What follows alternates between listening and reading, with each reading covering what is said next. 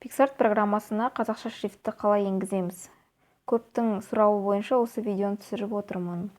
Алдымен Google-дан казахские шрифты скачать деп бассаңыз, көптеген сайттар ашылады. Сол сайттардың ішінен өзіңіз қалағанын ашып, шрифттерді өзіңіздің телефоныңызға скачать етіп аласыз. Бүкіл папканы немесе бір-бірлеп скачать етуге болады.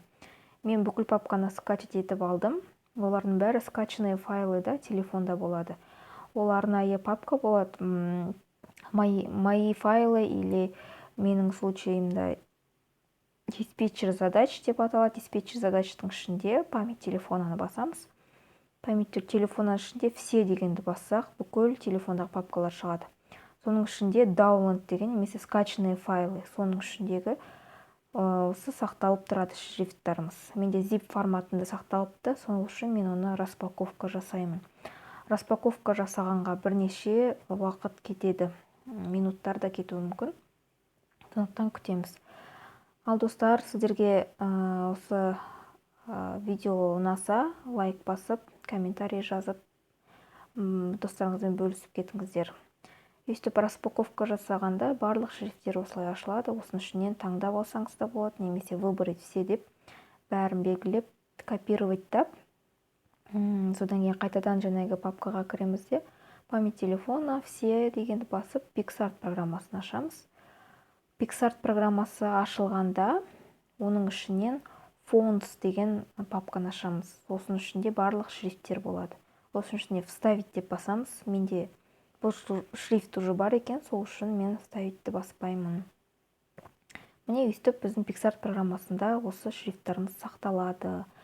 Осы қалай PicsArtта қалай сақталатынын көрсету үшін PicsArt программасын ашып көрсетейін. PicsArt программасы кішкене ұзағырақ жүктеледі. Әр телефонда әрқалай. Осы PicsArt программасынан басқа да жұмыстарды көргіңіз келсе, шаблон жасау, шрифттерді қалай алтын түстіге келтіреміз, сол туралы барлық видеолар алдыңғы видеоларымда бар. Және де басқа да видеолар, видео пригласительный жасау, баннер жасау, сол туралы барлық видеоларды менің YouTube каналымнан, менің подписчиктеріме арналған плейлистте болады.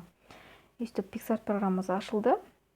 Енді мен сіздерге өзіңіз дайындаған шаблонда қойсаңыз болады, шрифтті сразу ашып, немесе бірінші тексеріп алсаңыз да болады. Мен сіздерге тексеріп көрсетейін. Өйстіп любой холстты ашамыз. Содан кейін қазақша сөзімізді жазамыз.